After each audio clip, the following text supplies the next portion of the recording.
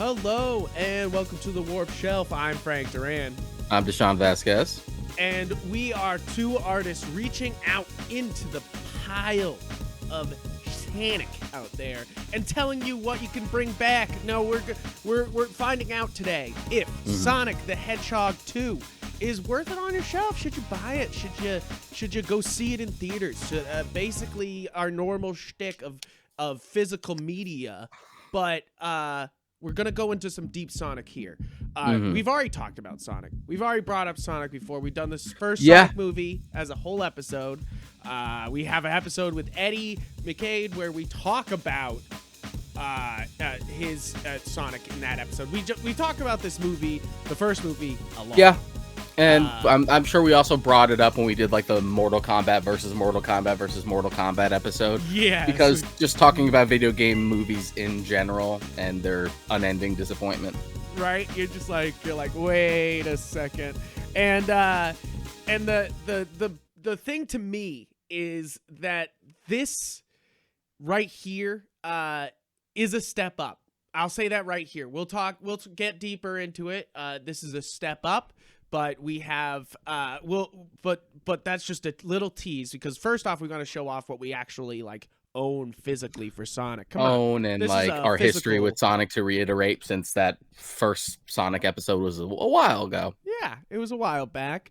Sonic the Hedgehog was the first video game I ever played. I was at my aunt's house and they had a Sega Genesis and it was like the first time I was playing a console, and I remember just playing Sonic first and falling in love and loving it. And that's really where my love of gaming starts, is with Sonic the Hedgehog. So it's always a close thing to my heart. I'm not good at Sonic games. I'm not fucking good at Sonic games. I own some weird, physically own some weird Sonic games here. I have Sonic Advance 3. I played a lot of, like, when I think of Sonic games that I've played a lot of, the Advance series was definitely one of them. I don't know why the only Switch physical Sonic game I own is Sonic Team Sonic Racing. I didn't mean to do that. Not even the best of like those games. No, it's definitely not. It was definitely one of those things that I played like 2 hours of and was like, it's just one of those things where like, lately you've just been stuck with the more mediocre stuff on the Switch, because you're just like, Team Sonic Racing, it's the latest one. I'm like, yeah, but it's not as good as either All Stars Racing or All Stars Racing Transformed, which Mario Kart 8 completely stole a whole hog from. You're like, okay. And then you're like, well, I got Sonic Forces. Like, yeah, only because fucking Sonic Generations isn't available on the Switch. Right. So you're stuck with the lesser. I have, to be fair, I have every available Sonic game except for Sonic 1 on... No, I do have Sonic 1 on Switch digitally. So I have, digitally, I have pretty much, I have Sonic, I have Mania, Colors, Forces, and then all the Sega Ages games that they put out. And then I have you have the Nintendo Switch Online Genesis, but I also have I bought the Genesis Classics, which is like 30 games, and there's like 2 Sonic games in there. Mostly I recently, like, talking like Sonic like things I've been playing. Actually, they put Sonic Pinball, they put fucking Sonic Ball, whatever they want to call Sonic it. Spinball. Sonic Spinball, that's it. Sonic Spinball on Switch.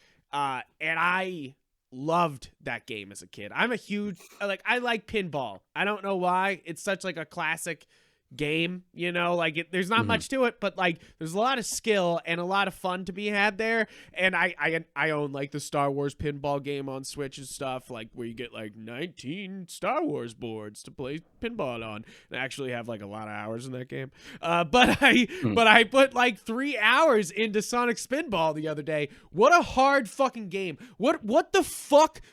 This is for kids. It's like, hey, here's a pinball game for kids. And they were like, nah, this is gonna be a hard ass pinball game. I never found Spinball that difficult. No, it is like compared to like the normal like main series platformers, it is more on like a difficult curve, but manageable.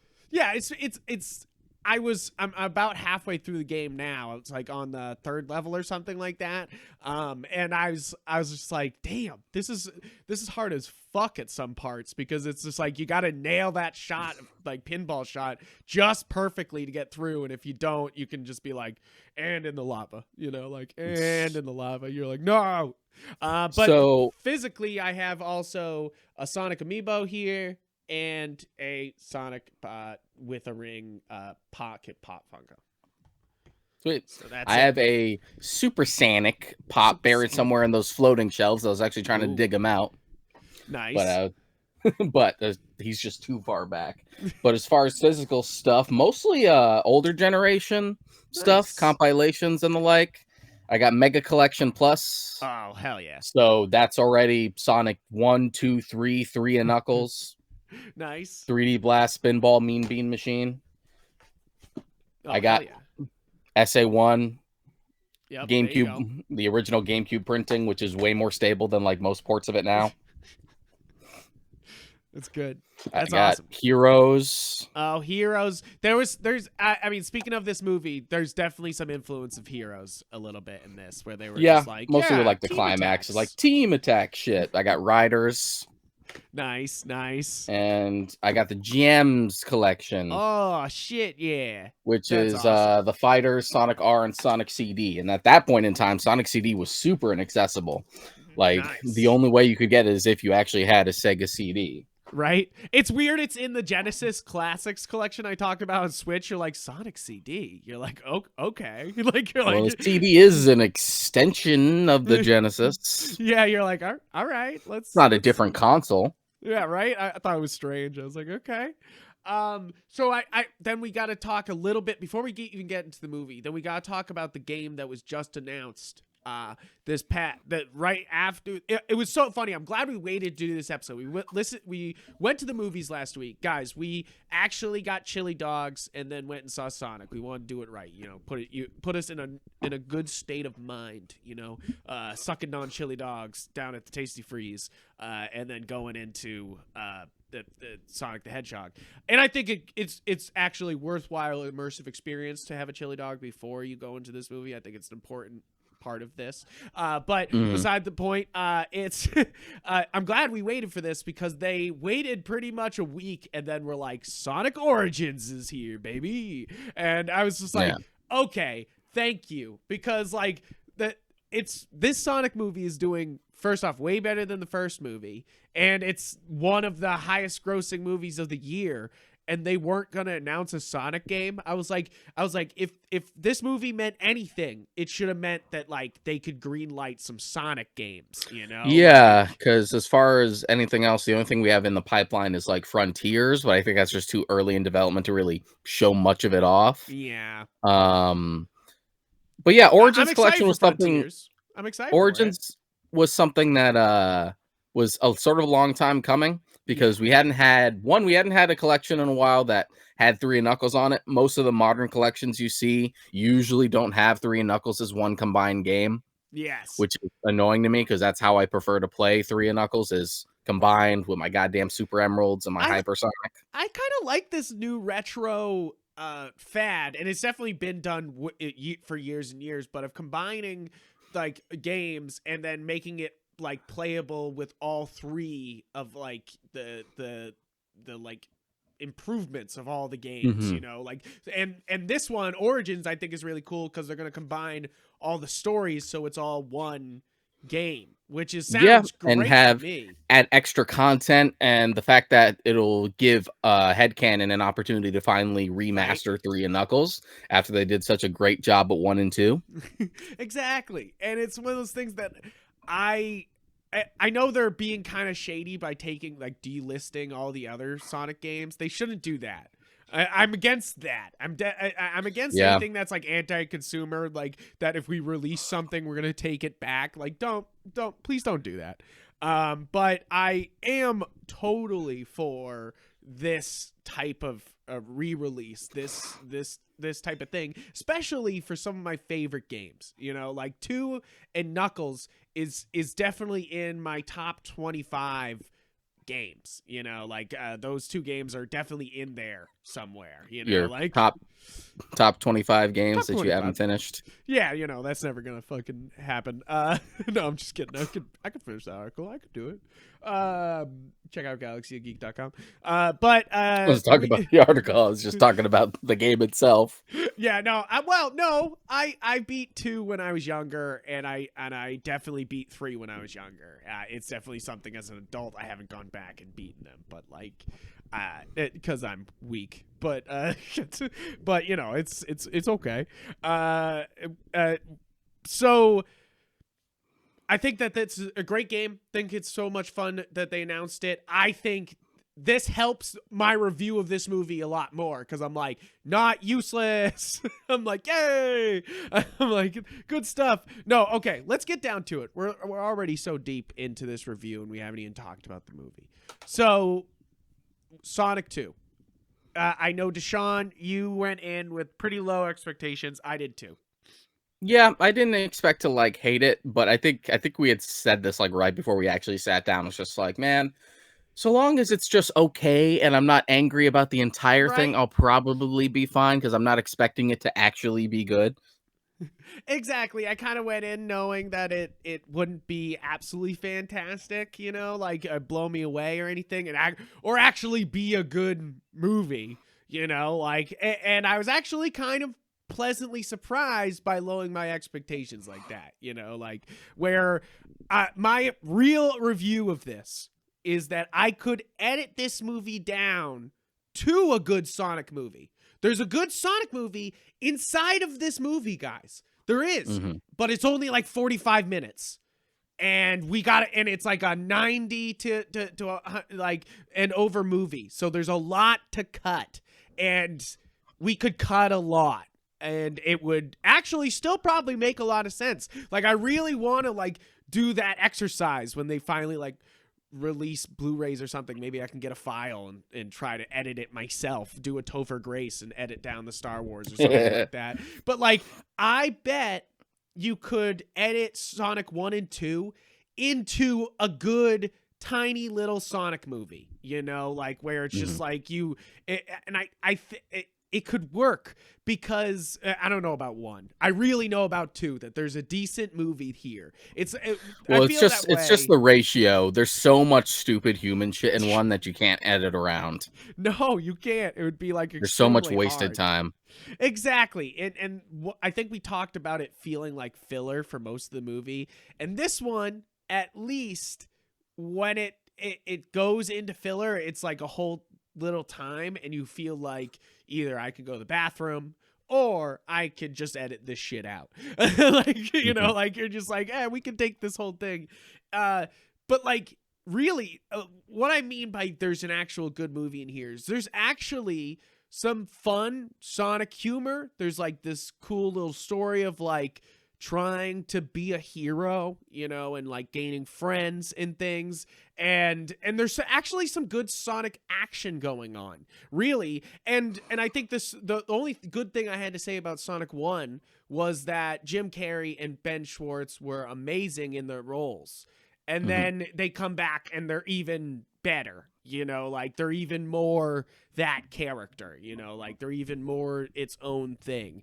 Yeah, I think I have heard a lot of people say they didn't like Carrie as much in this one, and I can Really? sort of see that. It does feel more like it feels a lot more here like they were afraid to like tell Jim Carrey to stop. Yeah, maybe. They're just it's Jim Carrey, do your Jim Carrey thing, and I we're think sort of afraid to say cut. that's how they took the last movie too, and they just kind of were trying to replicate that they were just like, let Jim Carrey do Jim Carrey stuff and we'll put it on And I think it's screen. also a thing of like Jim Carrey hadn't been doing his Jim Carrey thing really for a little while. Yeah. So the novelty of like that for the first one is sort of worn off now. I don't know. I think that he's doing a good job being Robotnik. I think that there's some really bad lines he has to deliver. I think there's stuff that he's ad-libbing that I'm more into than what he has to like do here, you know. Like you're just like, okay, all right, you're just like, let's get to being an evil genius instead of other malarkey or anything like that. Yeah, they really fucking thought that Austrian goat's milk from the joke from the first movie was the funniest thing in the world, because they say it like 5 fucking times in this one. I know. Oh my god, dude! It's one of those things that's definitely one of the big. And guys, I know we try to be a very positive podcast, so please forgive us for trashing a little bit here.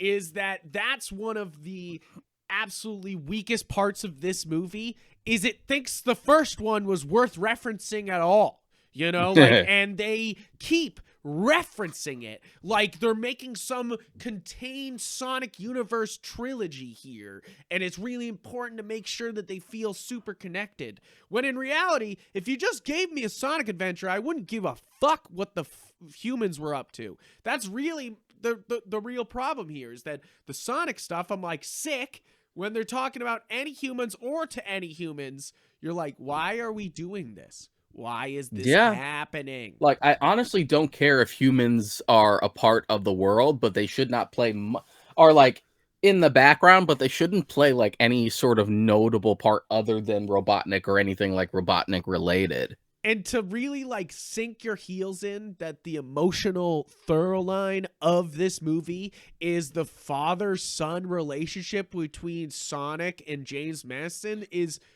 super weird. It's just so strange. Weird. Like, it's the cringiest part of this movie. Like, there's a lot of cringe. There's Dr. Robotnik flosses. And they did that in the last movie with Sonic doing it. But that makes sense with the digital character who's like super fast, and Dr. Robotnik doing it. You're just like, did they just want to put in another floss? You're like, what's going on? But the cringiest thing is them developing that like father-son relationship between the two of them. You're just like no, they're just friends. No, it's the first one was a buddy cop movie, not a fucking.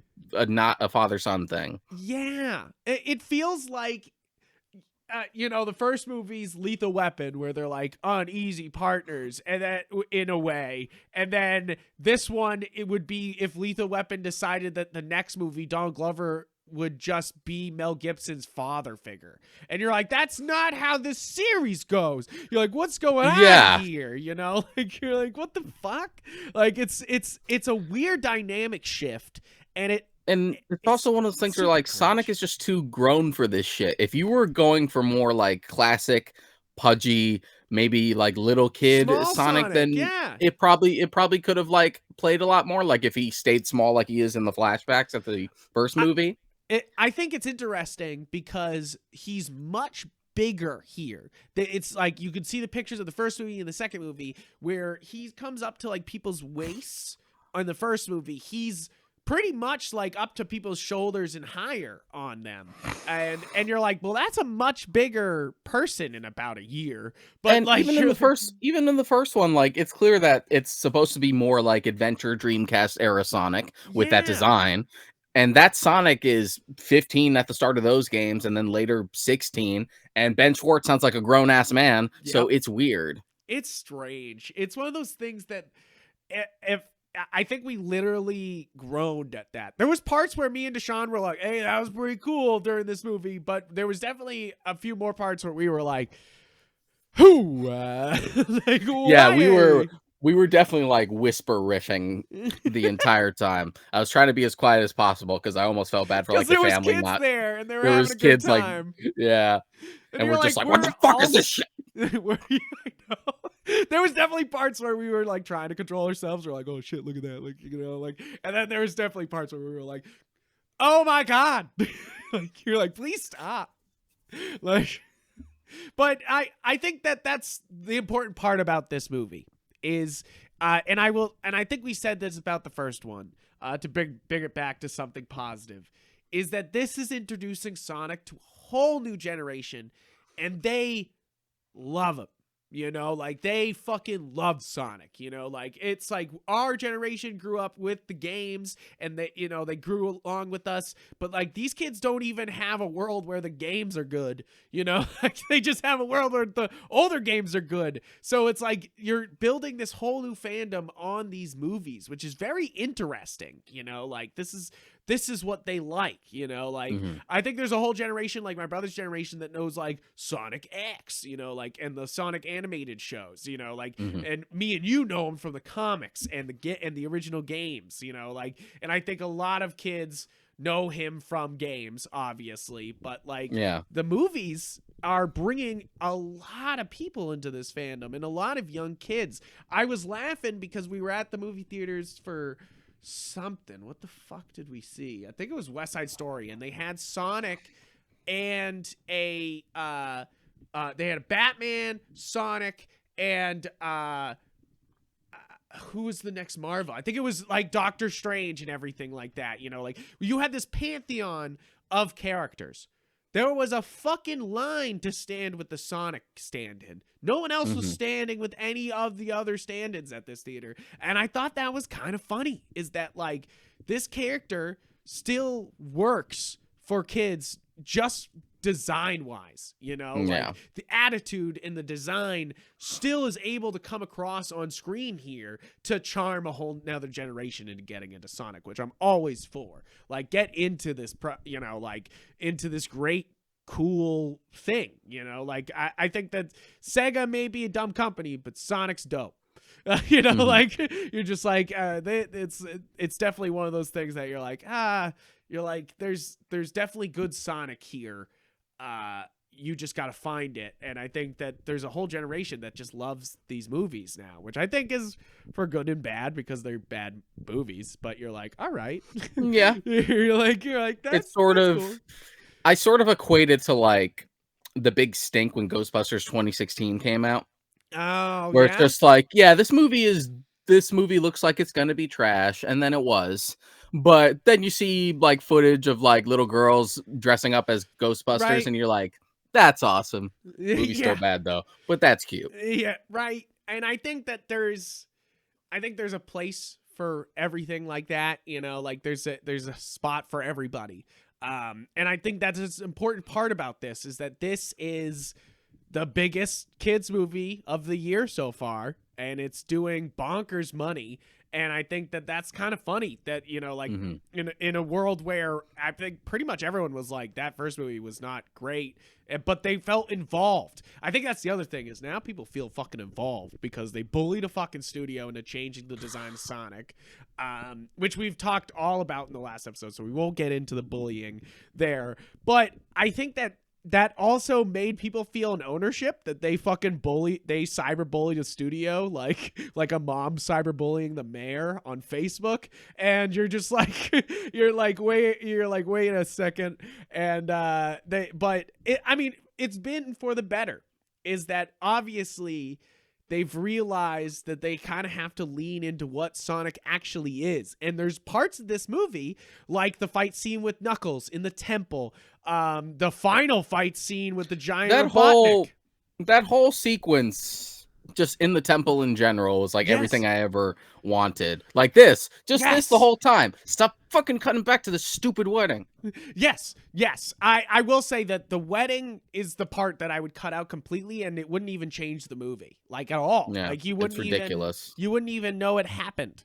That's how bad that sequence is. But like the temple is it's the money. It looks like a Sonic game. It's high budget. It looks great. They're just flying around, and then the whole fight at the end, and Dr. Robotnik, of course, double crossing everyone, is so Robotnik. It felt like the game where it's like, oh, we gotta stop Knuckles because Knuckles wants to protect the emerald, and then Robotnik's like, hey, and he runs off with the emerald, you know, like that's very Sonic game, you know, like. And I was like, ho, are we actually doing a fucking Sonic plot here? Like, you know, like, not that Sonic's the king of plot or anything. That's sort of the thing. I mean, Never, not the king of plot, at least until you get to, at least not for like the classic games. Then one could argue they start adding too much plot. Too much plot. Black Knight, and Well, Black Knight's sort of a side thing, yeah, but just the mere conceit of like what we're gonna be doing with the third one. I'm like, all right, all right. and I have a fondness for that game, but I doubt you're gonna be going into some aspects of it. But yeah, it's just one of those things where, and there's that cynical part like in me that's just like, yeah, it's really cool to see the Sonic shit, but in the same way people really loved or like really defended that first movie for doing the bare fucking minimum. It annoys me for this one that people are loving this one. You're just like, oh wow, it's so much better when you put Sonic and when you put Sonic shit in a Sonic movie. Somehow it makes it more entertaining. It's true. It's like I will be fair to this movie. I enjoy this a lot more than one. But that's not actually saying that much. Actually, you know, I'm being. I enjoyed this a lot more. Does that mean it's a good movie? No, because they waste a lot of time. There's these weird, cringy father-son moments. I do like the emotional through of trying to be a hero. Like that makes sense for Sonic. Like he's and like talking about him having powers. It works for this. It is weird because you're like equating Sonic the Hedgehog as like a superhero. And you're like, why are we equating him to a superhero? Like, like, oh, he's got special powers, and those with powers should have responsibility. You're like, oh, yes, of course, Spider-Man. You're like, what the fuck is going on? It's one of those things that I like parts. I like parts of this. I like the music. I thought the music was actually like, hey, there's some fucking like Sonic sounding tracks in this movie. We brought out some pop punk, like we brought out some fucking EDM, like they tried to change it up to be like, here's that's what the Sonic Adventure did for the franchise. Even though a lot of people shit on Sonic Adventure 1 and 2, they introduced that like, you're bangers. At a part, yeah, like you're at a part now, and here's the banger, like, and yeah. And I think that's an important part of the franchise, that those music cues, yeah. like that. I love Sonic Adventure, especially 1. Like it's one of my favorite. Those 2 games are 2 of my favorites in the franchise. It's just one of those things where early 3D games don't age that well. No. And it's just one of those. It's just one of those things where like, yeah. If you didn't play it when you were growing up and you're just jumping into it now, it's going to feel very clunky. But guess what? So does Super Mario 64. Yeah. That shit was a mess trying to fucking play that again and complete it. It's the same thing. It's funny. I've gone back to play Super Mario 64 so many times. They have the DS version, which I still own. And they came out with Switch with the collection. And it's one of those things that like, I do love this game. I played it all as a kid. I beat as much as I beat the whole game as a kid. It's one of those things that I don't feel like doing that on this one, like I'm just like, nah, I'm good at Mario 64. I'm good. You genius level design. I get it, but no, I'm good. Yeah, it's just one of those things where like they haven't aged as well. That's literally it. Like, don't judge those games just because you saw it on Game Grumps. Yeah, right. Especially when Aaron was purposefully exploiting glitches that you can't do unless you purposefully do them on purpose. Which is, of course, super funny. It's funny to watch. It's super funny. Like, I agree with that. Like, we're not saying, like, Game Grumps or making the hilarious content, but it's funny because they're messing it around. But most of the time, you don't hit that many glitches, Like, I mean... That's not fair.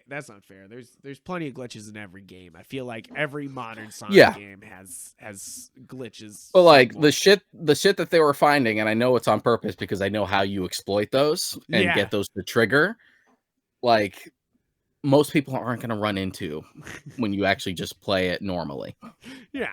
And it's like, don't be afraid of the Steam versions either.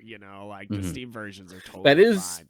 That is definitely a thing. Like the game has like the more it's been ported, the more stuff has cropped up, which is just a thing with retro games, Yeah. especially 3D ones in general, is that the more they get ported, the more you sort of like run into issues with each port, which is why I'm glad I still have like the original GameCube one, because It's it's, because you're like I said, moving the most stable. systems, you know, like Yeah. you're moving literal development systems. I'm not talking just like console to console. I'm talking like literally being like, we made this and this. Okay, we're going to translate it to this. Okay, we're going to translate it to this. And that's where these issues pop up, you know, like, so it makes a lot of sense why that happens, but Sonic games are even modern ones are extremely glitchy. You know, just like you're like, Jesus Christ. It's kind of a flavor, you know, like it's not a Sonic game unless there's some weird fucking glitch that will send you into oblivion at some point. You know, like Weird like, glitches and hopefully some good songs. Yes, exactly.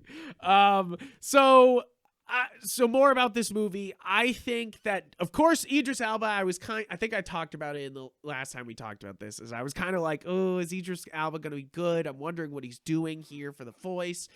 In the end, I loved it. I actually thought Knuckles and Tails is a huge addition to this. It fucking saves this movie in my eyes. Yeah. In so many ways, because they're such a delight on screen the whole time. First off, actually having Tails there is huge. You know, like actually having the voice actors for Tails makes this so authentic. It feels like you fucking jumped off the games, you know, like you're just like, and it is one of the cast members from like the recent cast that refuses to change that I do really like. Yeah, exactly. I think she's fantastic. And then I think Idris Elba is great in the role as Knuckles. I think, Knuckles the himbo. Yeah, as Knuckles the himbo, which I'm okay with. It's like it works. There's different takes on Knuckles. I get that. But the biggest issue with characterization for Knuckles lately, especially after the Sonic Boom cartoon came out, was that they just kind of made him like, I'm the big dumb one. He's like, I'm kind of the brutish, like lovable oaf, and you're like, no. And here they strike the balance of like, no, I'm a fucking warrior, but I also don't understand anything about Earth culture, so I'm kind of naive. And that's what works. That's the reason why he's easily manipulated. Yeah, exactly. And it's one of those things that the plot seems to work of having Knuckles and Eggman team up, you know, like it's one of those things that they're able to like accomplish Sonic and Knuckles plot without feeling weird, you know, like, and you're like, okay, that's nice, you know, and then they'll cut back to the wedding stuff and you're like, oh my fuck, what? Shut it off. That was also I think I've already talked about them referencing things. I was supposed to know the character that was getting married. I was supposed to remember that character from Sonic 1. Like, are you fucking kidding? Are you seriously fucking kidding me? I don't know if I even remembered Natasha Rothwell in the first movie. But then again, I didn't start noticing her until I watched Insecure, which she's great on that. Oh, but cool. I definitely wouldn't have remembered. I was just secondhand embarrassed the entire time for this movie. I'm like, oh my God, you're so good in other stuff. It's one of those things that they keep being like, instead of just literally getting rid of the human characters, which is what you think they're doing. They're like, okay, we're going to go to this wedding. And you're like, okay, they're going to like get rid of these characters now. Yeah, I thought that was the out. I was like, oh, thank God. And some producer must have came in and said, no, what happened to them at the wedding? And you're like, who gives a shit about what happens to them at the wedding? We got to spend less money on all this CGI. Cut to some nonsensical human shit. I literally thought it was going to be the cliche of like, okay, Sonic, you be good now. We're going to leave. And then, you know, Sonic has a whole ass adventure with these two new pals on his own, comes back to the house. It's a mess because he forgot to clean it. And they're just like, Sonic, which I literally would have been okay with it. I would have been okay with that. And that's as much as you fucking see them. That's it. That's it. That would have been great. I would have been like, okay, there we go. That's how you treat these human characters in this movie. That's the out. And then we had a potential second out at the end that they didn't go for either. No. It's that moment where it's just like, look, Sonic, you finally got a crew. You finally got some pals. I was really hoping they were going to be like, you don't need to stay here. Yes. That's where you belong with them. That's where you belong. You should get out there. And he's like, son. And he's like, father. And you're like, Jesus fuck. What? You're like, no. I also think that they, as much as I like the actor who plays Stone here, Agent Stone, why did we need to bring back Agent Stone? I know it was because probably he was like, I should be brought back too, you know, like for this movie. And you're just like, no, just make Dr. Robotnik by himself. I don't need an assistant for Dr. Robotnik. That's another huge fault of this, is that we don't need the humans, and you don't need assistants for Dr. Robotnik. Yeah. What the fuck does he need that for? He's got robots. What the fuck does he need them for? You know, like that's the thing. weird. Like, he can have assistants, but just make them the fucking robots. It also another weird thing here that they did one time, which was actually, it was kind of funny in a way, but they literally have Sonic and Tails get into a car to get away from Knuckles, and Knuckles is running, and Sonic and Tails are in a car driving away from him. So in a Sonic movie, Sonic is not running, Knuckles is. And you're kind of like, what? Please, what? No. Just like, what the fuck is going on here?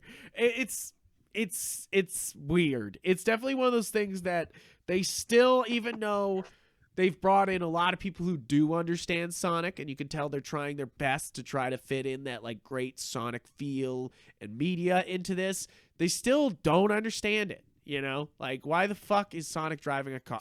Sonic or Tails driving a car? You know, so driving the airplane late. Maybe it's a scene to set up that he can drive, and that way he drives the airplane later.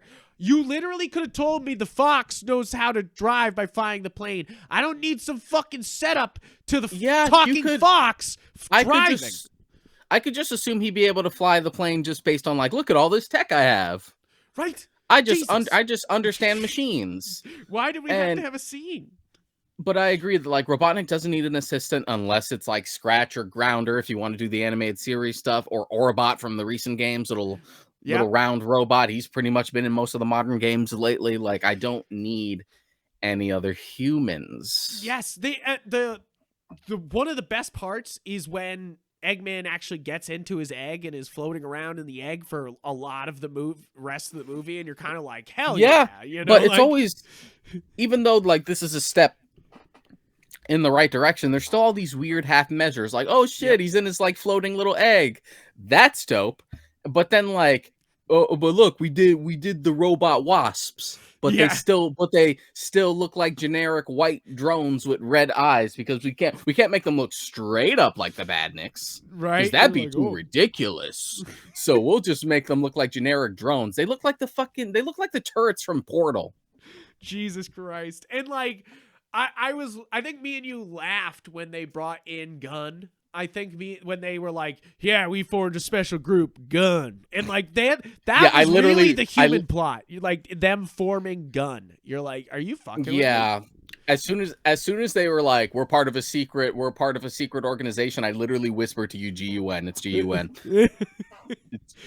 It's GUN. In the same way, like with credit, in the same way with like the post credits, that they're just like, oh, we found this old project from 50 years ago. I'm like, well, I know who that is. I know who they're talking about. I know that you don't even need to have like the shot of them. I know where you're going. And that's the thing, is I actually kind of have a lot of hope for the next one, almost, if Jim Carrey isn't fully retired, which they could also get around if he wanted to show up for a few scenes, and like they have Shadow. Sorry guys, I guess we've been talking spoilers this whole time, but if Shadow could literally kill Robotnik, that gives him the out for Robotnik being out of the fucking thing. That's how you give like the edgelord like Shadows here bit, you know, like, is that like that Robotnik gets fucking killed, and then you just do the Robotnik voice that you used for it when he's in the robot. That's one of my other favorite parts of this movie, is the giant egg bot at the end is awesome.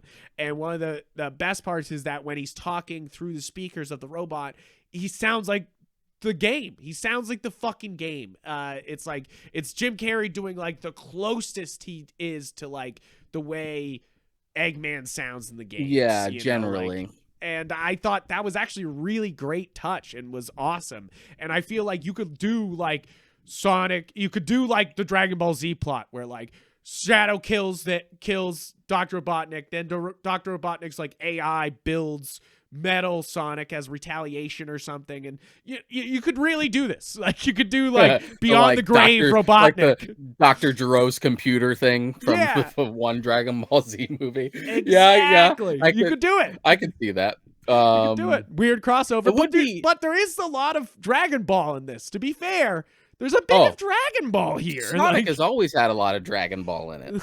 In fact, I have it's funny that you mentioned that. I have an old stupid fucking video that I made in high school about how much Sonic like fucking apes from Dragon Ball.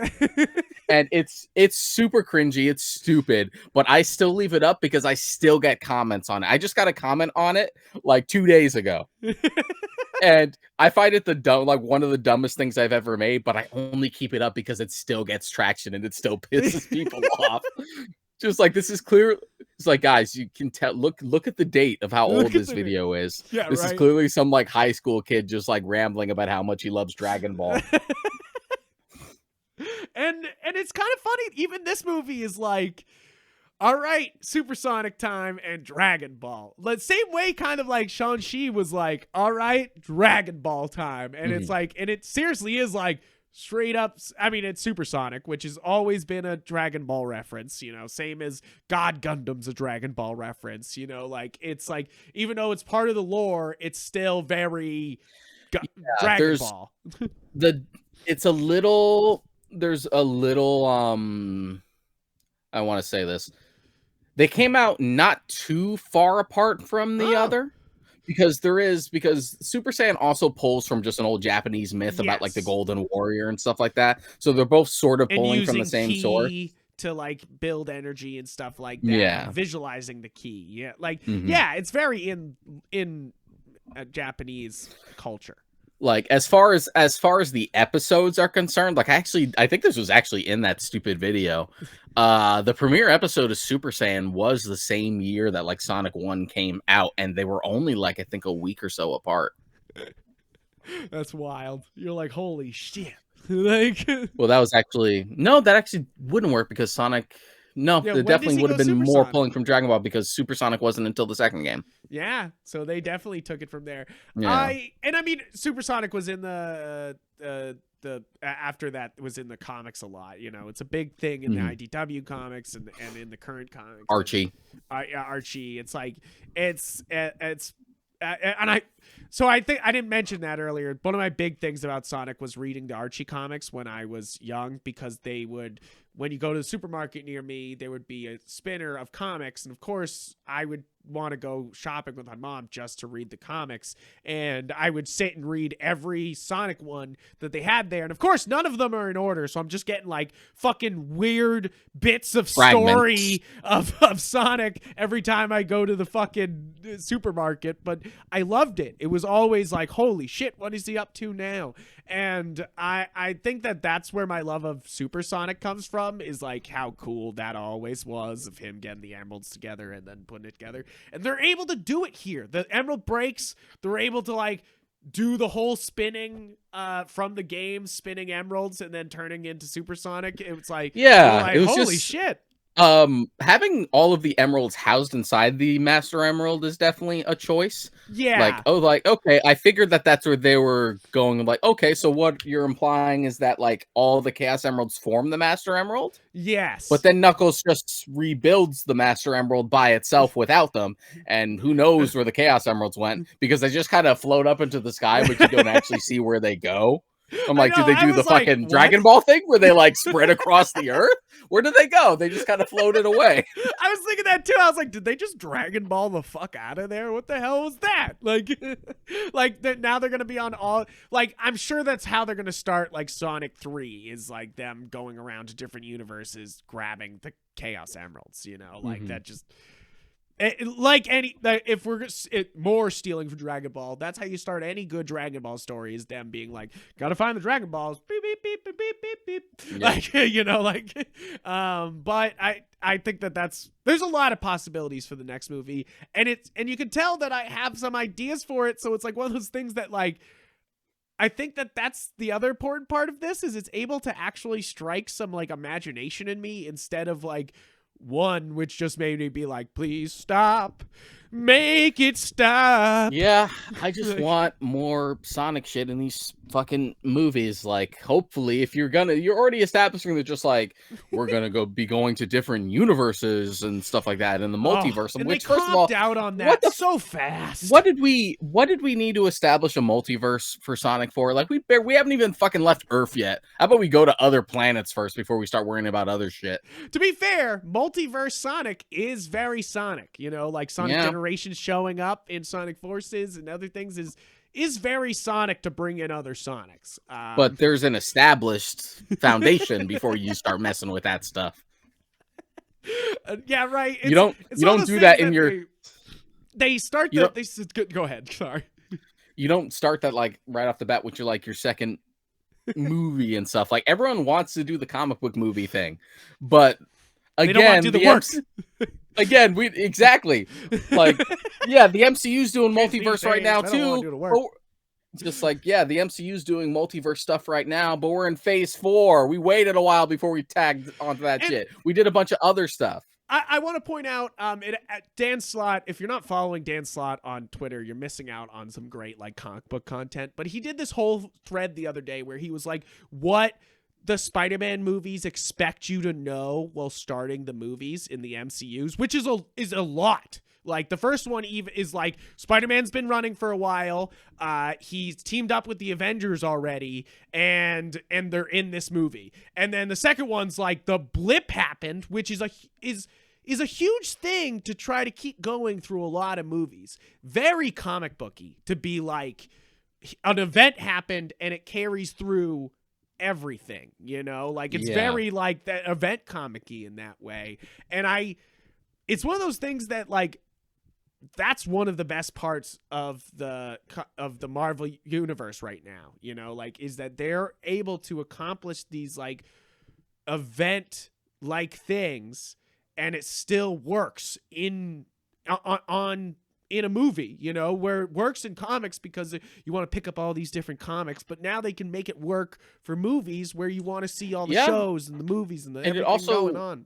It also has an advantage that the comics don't have, where like comics are designed to go on forever. Yes. Movies, actors get old, their contracts come up, so it actually has the advantage of actually to give some things some permanence. Like, Tony's dead and Captain America's gone, and they could be gone for good.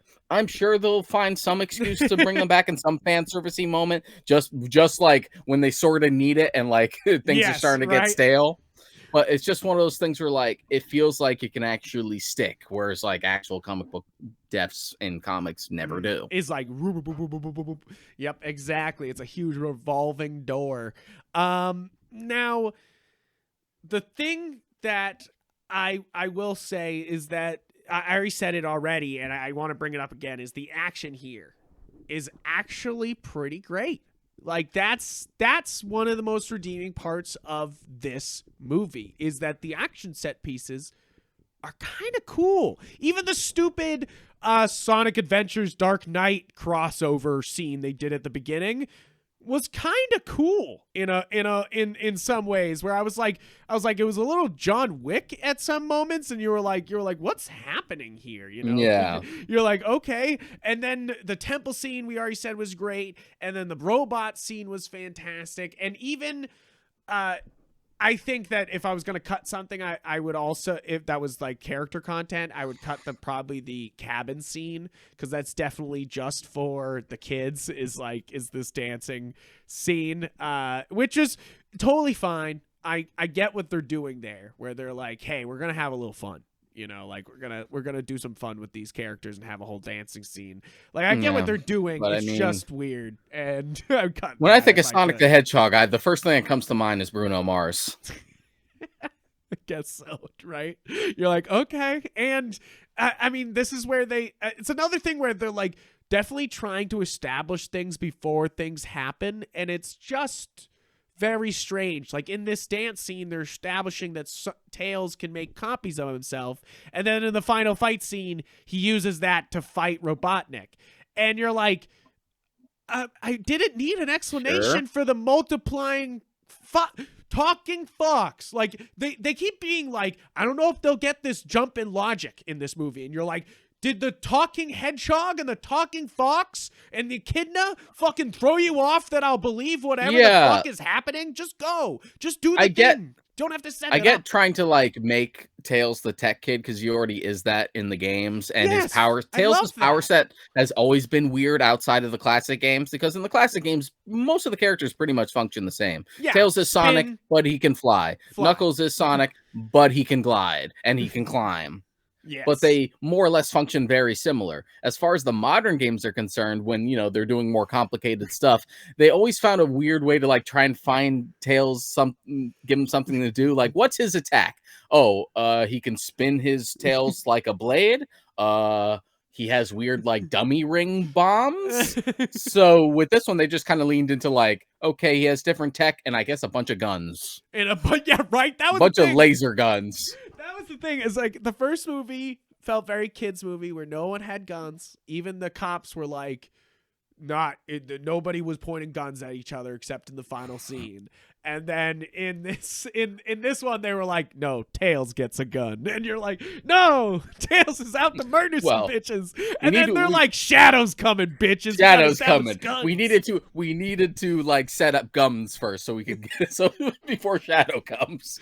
I feel like they're setting, like, this movie is such setup for Shadow that it's kind of funny in a way. Like if you think about it, it's like such a like Sonic Adventure 2 hard on, and you're like, what is going on? I just don't think, because of how like milquetoast like kid friendly these two movies are, I just don't think they're actually gonna really go into like the big Shadow. Sonic. I don't think, even beyond like his own solo game, I don't think they're gonna go into like the big stuff about Sonic Adventure 2. Like, I doubt maybe we'll get the Space Colony arc, but I doubt we're gonna go the whole thing where like Gerald Robotnik created the ultimate life form and then he was fucking executed at gunpoint along with his niece by GUN. I'm like, okay, I don't think we're gonna go that route. No, I don't believe they'll go that far. It also would be super cringe if like Shadow was like Marie in every like Maria. Like, you're like, but that's his whole motivation. Maria. Just fucking pining over Maria, which again, I mean, that's established. That's about as far as I want human characters to be a thing. Right. But it's just one of those things where like tonally, I don't think that's really going to gel. I think they're just going to like very specifically cherry pick stuff, because Shadow's really the easy thing to be like, he's the evil Sonic. Yeah, right. That's all they have to do is evil Sonic who doesn't understand Sonic. You know, like that's all. That's now, the what easy celeb route. can we find to voice Shadow? Oh, that's a hard one though. That is a really hard one. It would be. Oh my God, there's a lot of anybody who could play Batman could be that. So I'm going with RoboCop as Shadow. Let's go. Peter Weller. Peter Weller as RoboCop. That'd be so weird. That's a weird voice. Yeah. He'd be like, Sonic, I'm gonna tear you apart. Dead or alive, you're coming with me. Dead or alive, you're coming with me. You're like, oh Jesus Christ. I did have a bunch of people suggest I would go with John Bernthal. John Bernthal, that's a good one. I would also go with Mormont from Game of Thrones. Sir Friendzone. Ian Glenn. He's already done Batman. He could do. Yeah, I think he would be decent as this. And I think that's a pretty big name. But they got huge names here, so you got to think of like another huge name they're gonna bring in. You know, like. To try to fill this in, and it's interesting because they got to find somebody darker. Oh my God, no! I just had a terrible thought. It's Benedict Cumberbatch. They're gonna put Benedict Cumberbatch as Shadow. Oh no! Oh no! I could picture that too. Yeah. Oh my God! I said it, and I just put that out in the Is universe. he gonna have a weird? Is he gonna have a weird inflection like his whole fucking thing in The Grinch, where it's just like why couldn't the Grinch just be British? This is weird. Or the slight weird like his toned down British accent he did for Khan, where he's just like, I'm not actually British but still there, like, you know, like no, I said it and I shouldn't have said it because now it's out in the universe, and I'm sorry everybody for saying that. And now like the fucking focus group at Paramount's like. Yeah, right. They're like, oh, I heard it. The algorithm said that Benedict Cumberbatch is Shadow. It's happening. You're like, no, wait. I didn't need this. But oh Jesus Christ, why did I say that? But I think that there's some good things to look forward to in the future. Hopefully, that's the thing. But that was maybe. But the annoying thing is that was the attitude after the first one. Just like, Yeah. well, maybe next time. And this one's just like, well, there's more good shit in here that I could just watch on YouTube instead when the movie comes out. Oh, and but there's going to be some maybe big next time stands for this movie. I think there's going to be a lot of people who will forever just love this movie no matter what. You know, like, it doesn't take much for video game fans to really fixate on a movie. They're all terrible and they'll fixate on movies. Yeah, like anything that's like not terrible just seems like the greatest thing in the world because it's just one of those things where, like, because everything has been so bad, even something that seems mildly competent seems like a masterpiece because we're just surrounded in shit. Yeah, it's very much, video game movies are very much in the spot of horror movies where you're like, there's so much shit out there. Most of it is awful. And when something is even slightly good, you're like, hell yeah, check out this cult classic. Yeah, like, but horror is also like a staple for like indie filmmaking and stuff. So you're just like, even when it's not perfect, it has its own charm. Where you're just like, the amount of resources video game movie is a big budget, huge. Yeah, the amount of like resources you have at your disposal, there's literally no excuse. No, there's no excuse. It's like you're putting the best people in the world together to make a movie, and like literally the best at their jobs, and they get shoved on Sonic. You know, like I practically got into like an internet fight in my Discord the day after we had seen this. Because the thing that annoys me more about the movie itself is the complacency surrounding it. Yes. So when people are like, no, I loved it. Just like, no, ask for better. Have higher standards. And I think that's really it, is that this is not, and guys, and I know you're probably listening, if you're still listening, this is not a good movie. This is, rating wise, for our Warp Shelf rating, I wouldn't even recommend you to see it in theaters. I saw it in theaters and it's a good time, but only if you're like a huge Sonic fan, go see it in theaters. This is definitely a when it comes on sale in our rating system of pre-order, get it now, get it on sale, and nope. This is a pre-order for me because it's still not there. There's good things, question marks. Like, it's just one of those things where like, yeah, sure. You put more Sonic stuff in the Sonic movie and you clapped. But if that was the whole movie, then yeah, I would love it. If the whole movie was like that temple sequence, then this would be a fucking blast. But guess what? It's not the entire movie. No, and I really do think that they need to, and I was thinking that this morning, is like, how do we fix this mentality? And it's really that you got to start treating these live action movies as animated movies instead of animations tacked on live action stuff. Because that's really how they treat these movies, is like, even with Detective Pikachu, it's like, oh, we're tacking it on top of this live action stuff instead of it feeling like an animated, complete, closed thing, you know? Like, and I think that's the issue, is that they're not leaning into what they are. An animated movie, you know? Like, that was my beef with Detective Pikachu. Because Detective Pikachu, them adapting that, of all spin-off games that no one gave a fuck about, they only did it because without like, Danny DeVito. What's the game that we can adapt that has the least Pokemon shit in it that we can do? Yeah, right. You're just like, And there are two like defenses that I just want to just squash immediately as far as like this movie and just video game movies in general. Is go off, Queen. This one didn't come up, but I did want to squash it immediately, is that it's not even like Godzilla movies. No. Because I was waiting for someone to be like, but you're a Godzilla fan, and you fucking accept all the stupid human shit in those. I'm like, those are disaster movies. Humans are directly affected by these giant monsters destroying things. So it makes sense to include their input, their reaction, how they might try to solve this big problem. Not the same thing.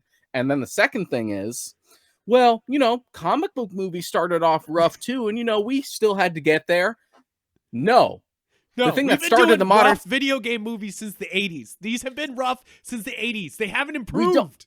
They haven't improved. We haven't even had like the one like Superman 78 or Batman 89 equivalent. Yep. We're like, these, okay, we finally nailed it. The rest of this is going to be very spotty, but we at least have like the milestone. We don't even have that. No, and to be fair, this is definitely higher up on the video game movies. Like, if I know it's a rough scale because they're all fucking terrible, but like this is pretty high up there if we're talking video game movies, and that's bad. If this is one of the better video game movies, that's not good, you know? Like this is not, you know, like, because this is not great, and it's somehow still better than Doom. Oh my god, sorry, but there's so many just bad video game movies. I won't try to Resident Evil's all of them. Monster Hunter, oh my Mortal god, Kombat, pretty much all of them. Pretty much every Mortal Kombat. It's weird because like, because like the best video game adaptations Uncharted are. Which I want to hate watch. I want to hate watch Uncharted so bad, but I might not be able to do it. It's easier for you to hate watch on them because you haven't really played them. I know. It's one of those things that I was okay with hate watching Halo for a bit, but I stopped at episode 4, which everyone, of course, after that was like, episode 5 actually had action. You should watch that episode. And I was like, no, I watched 4 episodes of that shit. You ain't got me. Just the mere conceit of Uncharted. Like, I even had to like immediately like squash you. Yeah. I was as soon as they said, Deshaun, look. As soon as they said Tom Holland, you were just like, I don't think that's that bad. Shut up, Frank. You know a goddamn thing about these games. I will not accept this. Just like, nope. I also sent you a picture of Drake dressed up as Uncharted, as the guy from Uncharted, which I thought Nathan Drake, which I thought was really fun. I was like, you were complaining at me. You were like, "Shut up, Frank. Tom Holland's a bad choice." And I was like, Drake as Nathan Drake, and you were like, you son of a bitch. But yeah, like the best. I was like, but that would have been better. That would have been better. And also, why is Mark Wahlberg in that movie? Why does Mark Wahlberg feel like he can do so many video game movies? Why does he feel that? He was supposed to be Drake like 10 years ago.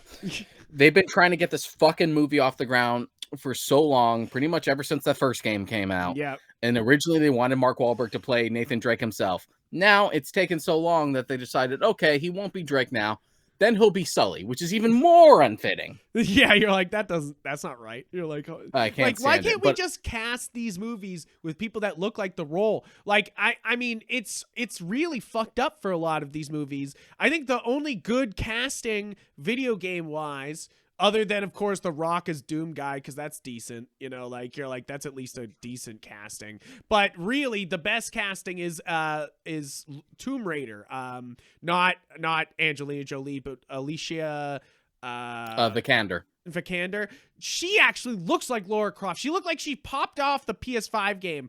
The movie's not good. So you're like, doesn't matter, you know, like, you're like, okay, well, you had this very cinematic game, and then you were just like, let's not do that. And you're like, even okay. Angelina Jolie wasn't like the worst choice for like classic like Lara Croft. That, like, if you're talking Tomb Raider 1, 2, and 3, she looks like she looks like that, you know, like, it works. I think that the casting has just gotten worse. Other than, I think, of course, Ben Schwartz does a good job here. I think that that's definitely the whole redeeming thing about this whole trilogy is Ben Schwartz is actually really fantastic as Sonic. Yeah, I like Ben Schwartz more than Roger Craig Smith, and Roger Craig Smith's been the voice of Sonic for like a decade now. I would be totally okay with them being like, Ben Schwartz, you want to voice the video game Sonic? And I'd be like, yeah. Good, you know, like, because I know he does a bunch of voice acting, and you're just like, yeah, no, bring him over to the games. Let's keep this up. Yeah, you know, like, what I was going to say is that adaptations as far as video games are concerned, the best ones have been not movies, they've been shows, and they've been for stuff that you wouldn't expect. Castlevania was fantastic, and I did finally start Arcane. Oh, you did? And not being that big into League of Legends, what the fuck? Yeah, is it good? It's really fucking good. They went so goddamn hard on it. And it's kind of wild. But you have to rely on Netflix to get good video game media, and it's also which is what's been happening. And because League of Legends has like lore and like character backstories, it's still kind of light. Same thing with Castlevania. Like, if you want the story of the original Castlevania games, you read the manual in like broad strokes. But from that, you can just sort of like fill in whatever you want. That's basically what they're doing here. And I had made jokes years ago that like the first really good video game adaptations are going to be from properties you don't expect. It's not going to be the huge names. It's going to be something like unexpected. So like Castlevania and League of Legends kind of fit that bill. I think it's funny that before we right after seeing this movie, they pushed back the Super Mario Brothers movie, which I think was actually kind of funny. Is that they were like, "Oh no, Sonic did so well, and maybe ours won't do as well," you know, or something. Because also, I think Chris Pratt hasn't been doing as well popularity wise, so maybe they're finally rethinking that. They're like, oh, maybe Chris Pratt should not be Mario, but we'll see. Oh, you're thinking that now? Yeah, right. Exactly. Who knows? They're pushing it back another year, so we'll see it in 2023. I have no hope for that movie. Even with that huge cast, there's no hope for a good Super Mario movie. You're just like, nah. I watched a whole behind the scenes and what happened on the Super Mario Brothers the first movie, just because it's such a shit show. It's so wild, you know? Like where it's kind of interesting where it's like they were asking for something, but they hired these like artsy directors, and the artsy directors were like, no, we're gonna do this the way we think we should do this, you know? And it's basically they hired the Max Headroom guys, you know, like the guys who made the weirdest piece of media ever, and they were like, make a Super Mario Brothers movie, you know, like, and you're like, it's also one of those things where like, why do we overcomplicate this so much? Even as far back as that, just like, why can't it just be, I'm a weird plumber and I've come to this Mushroom Kingdom world with a bunch of stuff. Instead, they're just like, no. What if instead of dinosaurs becoming extinct, they were transferred to a parallel universe, and then these two plumbers from Brooklyn get transferred to that universe where it's a dystopian sci-fi Blade Runner thing, and you're like, what? What? I mean, it comes down to a lot of times egos. I mean, the truth of 1998's Godzilla with Robert Emmerich is Robert Emmerich didn't want to make the movie. Roland Independence Day guy didn't want to make the fucking movie, but he was the disaster movie guy, like the biggest name that they could attach to this Godzilla property, so that way they could keep the property here in America. And he didn't really want to make it. He didn't want to make this movie. He literally gave them a pitch that he thought was dumb and hoping that they would turn it down and walk away. And they went for it. And he was just kind of like, well, I'll make that money, you know, like, even though it's dumb. And basically went in with bad intentions to like make a movie, you know, like, and I think that can sometimes happen where it's like a producer has it doesn't have the best intentions for what's going on here, and it can lead to movies like this where you're like, why is this human plot here? Why is this dancing? You know, like, but you're like, the core is something. Yeah, and it's also just part of a wider problem as to like the way the medium of video games just is not respected, despite how profitable it is. Yeah, they're like, oh, a $6 billion thing, like, wait, 60 billion, sorry, and you're like, they're just not gonna, just like oh, Pokemon is the biggest multimedia franchise on the fucking planet, but like, no, that's still a video game though, we have to make this a movie. Yeah, it's one of those things that it's kind of weird because they'll keep producing the show of Pokemon and they'll put out the movies, the animated movies, but then they have like, which make bonkers money all over the world. The show and the movies make bonkers money. And then they go, whoa, we can't do that for a live action movie. That would be crazy if we just did a Pokemon plot. You're like, what? And then they use movies like Mewtwo Evolution as a like metric for that shit doesn't work. And you're like, no, you remade a movie and made it look worse. Like, that's not anybody's fault but your own. Like, you know. Yeah. But that's a talk for another just time. Like, it doesn't work. It doesn't work. He's like, well, it's clearly worked for the games, and it clearly works for a long-going anime, and it clearly works over here. It definitely does well in the merch sales. It seems like it works. It seems like it works. Why can't we just trust people? It's crazy. It's there. It's literally right there. Like, I can think of like what I would do. Like if I was tasked to write a Sonic movie and there was very little studio being like, put some humans in it. Like just how simple it would be. Sonic is a hedgehog. He lives on Mobius. And if you want to do the thing where you're like, well, we have to justify why there's the one human character in Robotnik because we want to at least cast one live action actor. Okay, Robotnik is an invader from another world, and he's trying to conquer the Earth and turning animals into machines. There you go. That's a threat. Go fast. Yep, go fast. It's You like did it. I know it's weird to give compliments to fucking Michael Bay, but like the first Transformers movie of just like throwing Shia LaBeouf into this like huge intergalactic conflict works because it's a very simple like, yup, let's go, like sort of mentality to it. And a lot of animated movies also do that where they're just like, okay, you've been isekai'd, let's go. And I think that's what a lot of these big budget movies, they're just scared to just like dive into something. Like what is there to be afraid of anymore? You want to talk about the MCU like really like stretching disbelief as far as like what audiences will accept? I don't think Sonic the Hedgehog seems too ridiculous anymore. In a world where we can just drop Dune and it can be its self-contained self, and just like, and it doesn't need all this setup to explain what Dune is and all these different things. It just does its story.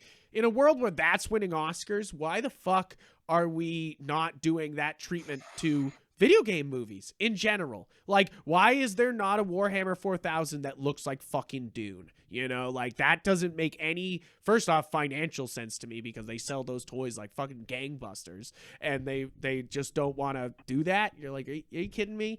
And with Netflix being under hot water, I'm fucking scared they're going to cancel the Gundam movie. And I hope to God they don't do that because I know they were cutting all these animated movies and I'm like, please don't cut Gundam. Please just finish the Gundam live action movie. Just give me a cool cut my Gundam, I cut you. Yeah, seriously. It's like, it's one of those things that I'm really hopeful for that one because you're like, hey, a great anime movie, which is another troubling genre. Like, like anime movies are also really miss. Big live action anime movies are big. Yeah, just miss. What hit? What hit? I've heard that the Rurouni Kenshin movies that they did, the trilogy that they did, was pretty good, but I also don't trust people because I don't trust nobody. Much like video game movies, I think it could be a case where it's just like, this is mediocre, but it's not terrible, so people think it's amazing. So I'll watch it at some point because I love Rurouni Kenshin, but right? I'm skeptical. Kenshin's badass, like so. And the thing is, they've done a couple times where they do like live action Gunpla stuff and it's always just like super cheap looking and you're like, please just give me a good budget version of this, please. Because it reminds me of like when the Netflix Death Note movie was coming. You're just like, why would they do this? The Japanese Death Note movies were so good. I'm like, no, they weren't. No, it's the same thing as like I remember people being really excited for the Attack on Titan movies and then like everything was just like the minute it came out. Like so sad, because they have this great show going on that's still insanely popular and they can't nail a live action movie and you're like, come on guys. Like you're like it's the problem of trying to shove things into a movie. Is really it. I think we've brought it up several times. I think we talked about it a little bit with Batman, where we were like a 3-hour movie, even though it's 3-hour movies, they use that 3-hour well. I don't feel like that's any of it's wasted. I don't feel like there's any filler in the Batman. There's no like moments where I'm like, we can cut that shit out. But like, it's hard to try to translate some stuff to film, though. It can be rough, and I understand that, but also, sometimes we've talked multiple times about the advantage of any given medium, especially in animation. Like I've recently taken the big plunge into One Piece by reading the manga. Oh my. And I am reminded that Netflix is trying to do a live action series for that. Yes. To the point where they've casted it, it's on the way, and just reading it, I'm just like, oh god, this is going to be so fucking goofy in live action. Like the moment, like just Zoro alone, just like you put a sword in a dude's mouth in something live action, it's gonna look fucking stupid. He looks badass in the show. I know. I've seen, cutscenes before. But that's the advantage of that's the advantage of 2D art in animation. You can do ridiculous stuff like that and it looks cool. In a different medium, it'll look silly. Of course, the way to get around that is like he only puts it in his mouth sometimes, and you do a close up of his mouth, like doing the smile on the blade, and then you see him jump, like that, or move really fast, and then he's already got the blade out of his mouth, But also that's how Luffy's you handle devil fruit that thing where he's elastic, and yes. every time we try to do rubbery elastic effects in live action, it just I know, even Miss Marvel's like, hell no, we ain't doing that. Yeah, we ain't doing that. Now it's weird construct shit. Which I'm like, she's a Green Lantern now. What the fuck is going on? Yeah, I get sort of shifting the power a little bit because I know they want to do Fantastic Four, and it'll be weird to why do we have two elastic people? Just one. Just the one. Just the one elastic person. Yeah, I agree. It's a good idea. I'm worried about that show a lot, of course. But it's funny because Moon Knight's been so banging that I haven't even thought about Miss Marvel at all. I'm so excited for the end of Moon Knight and then and Multiverse of Madness that I'm kind of it'll come. And that's isn't that the advantage of Disney Plus is being it'll happen, I don't have to fucking miss it, or that. See it's it, also a case where a franchise that's gone this long, you're gonna have some good ones and you're gonna have some not so good ones. Yes.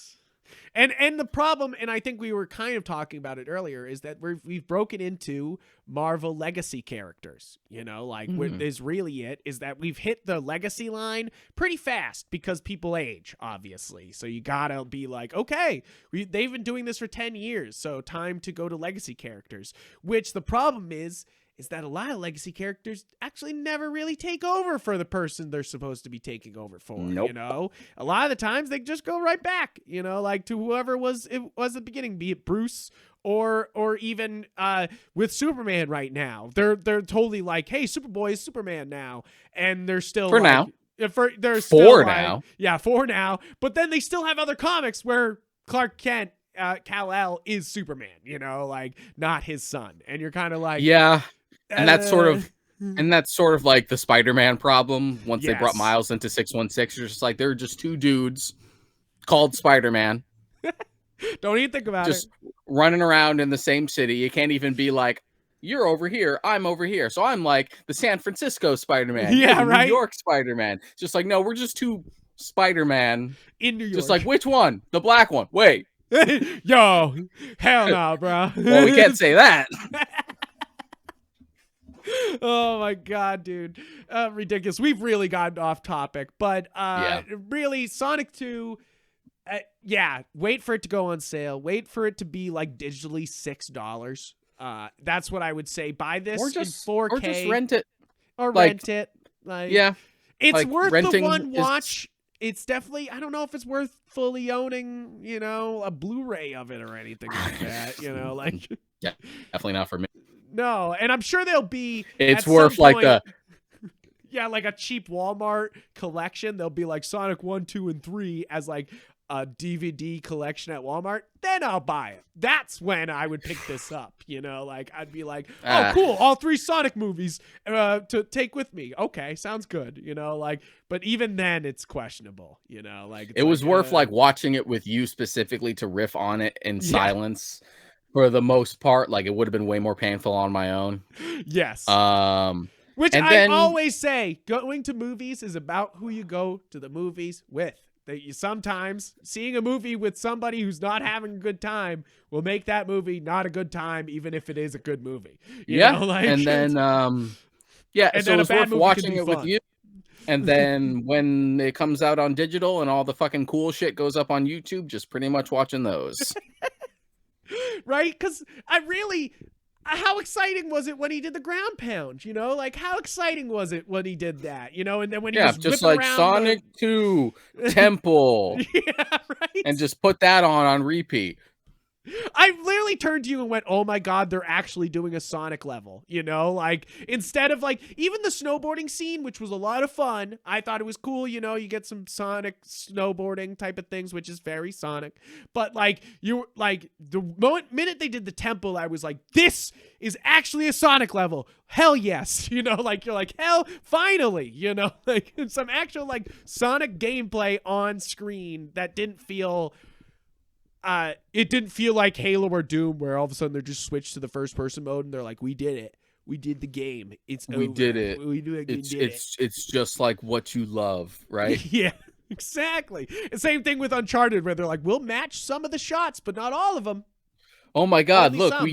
we did the fucking plane sequence with the crates from Uncharted 3. You love it, right? Because we love it. It's in every trailer. It's the poster. We're really proud of it. We spent a lot of time on this one scene. That's it. You're like, oh, Jesus Christ. But guys, thank you for listening to this episode of Sonic the Hedgehog talk. Really, we should have changed this episode just to Sonic in general. I mean, come on. I love this amiibo. I mean, we sort of went into this with the first one too. We're like our history with Sonic and like why it doesn't work and what we should do instead. Yeah, that's the thing is I think I want to get across that we love Sonic. We love Sonic. So that's why we're like, hey, there's some good parts to this, but overall, this is trash. You know, like, and you're like, please, let's get to a point where we have a great, like, animated Sonic movie, you know? Like, that's really what we're after here. And I think that we're getting closer. This is a step. Not a step forward or backwards, but maybe like a little like in one spot, but it's a step. And I feel like hopefully we'll just finally get somebody who gives a shit about these things, you know, like we got for the Godzilla movies where it's like King of Monsters, they gave a shit. And same thing with Godzilla versus King Kong. They gave a shit, you know, like where they were like, hey, I care about these characters. Let's do them justice in a movie that what people would want in that movie, you know, like, and I'm not saying every movie needs to be fan servicey in every way, of course. Yeah, and a filmmaker doesn't necessarily need to be a fan of said property to like do it well. No, I mean, of course, we have the Shin Godzilla stuff, you know, like where it's like, like he's and we're gonna have Shin Ultraman, where the guy's like deconstructing the genre as a thought piece of doing the movie, you know, like. Well, that's how Anno does. That's that's his thing. I do want to do Neon Evangelion. Neon Genesis Evangelion. Yeah, thank you.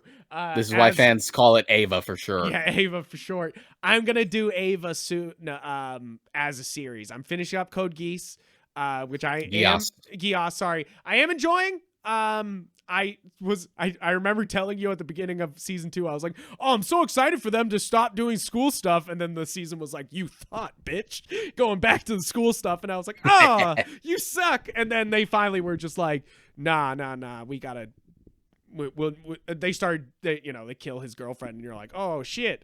Like, and then it starts getting more serious. I definitely like the show, but like I kind of hate the mobile suit designs. They're cool. The Lancelot's, of course, cool, but everything else, you're like that ugly machine, man. That ugly as hell. But I'm thinking of either starting Eva next or and I know you've recommended this to me before, Eureka 7. Because Eureka 7, yeah, because they just announced that they're making a movie. That's a sequel to Eureka 7. So I was like, oh, okay, maybe it's time to get into it. Like, to actually. They tried a sequel before, it didn't really work out, so I remain skeptical about it. Yeah, this one looks like a generation jump too. They're like, here's the kids of it, and you're like, yeah, that's what they did the first time. Oh, okay. You're like, okay. It's just like, we don't talk about that one. Didn't happen. Didn't happen. Don't look at it. But yeah, besides the point, I get caught in it. Thank you guys for listening to the episode. Thank you for supporting the show. If you're still here, I thank you from the bottom of my heart. I can't believe you're still listening. Thank you so much. The show literally couldn't happen without you. thank you for all the support on the show, on the episodes lately, guys. We've gotten a lot of views recently, especially the Ben-Hur episode did really well, which I don't know why. Maybe we were actually funny in that episode, so it actually, I don't know. We did have a good laugh. We did have a good laugh in that one. I was like, oh no, a bunch of people who are Christian are watching this thinking it's actually Ben-Hur, but people are actually sticking around and watching it. So I was like, okay, so they don't think it's Ben-Hur. They're here for the review, and I'm sure they left the minute we were like talking about a Bible manga. So I'm sure that's how it goes with our show. But guys, check out us on YouTube, see our beautiful faces, see us hold up all our physical things, and then check us out on any podcast platform. We're pretty much on everything. But if you want both the shows, all the information, basically where you should go for the podcast, go to galaxyofgeek.com, and you can find every episode of the podcast there, audio or visual. So whatever you feel like. And of course, articles by me and Sean and other geeks about fun stuff. And then check us out on our personals. I'm Yep Frank on Twitter and Instagram. Mod Krika. And I'm also Gundam, where I have all these fucking Gundams. I just finished this bad boy, the Perfect Strike Freedom, last night. He's not even on the Instagram, so this will be a little like teased ahead. But thank you guys for all your help in making this happen and making this show. We will be doing Moon Knight and Multiverse of Madness. Don't worry. They might not be the next episodes, but they might. That could be there. We have two that we might want to do. We might want to do Why the Last Man, and the next on the list for the AFI list, Yankee Doodle Dandy. So those are the coming episodes. Don't know what order those will be, but look forward to those episodes. Thank you guys, and have a great rest of your day. See you next time.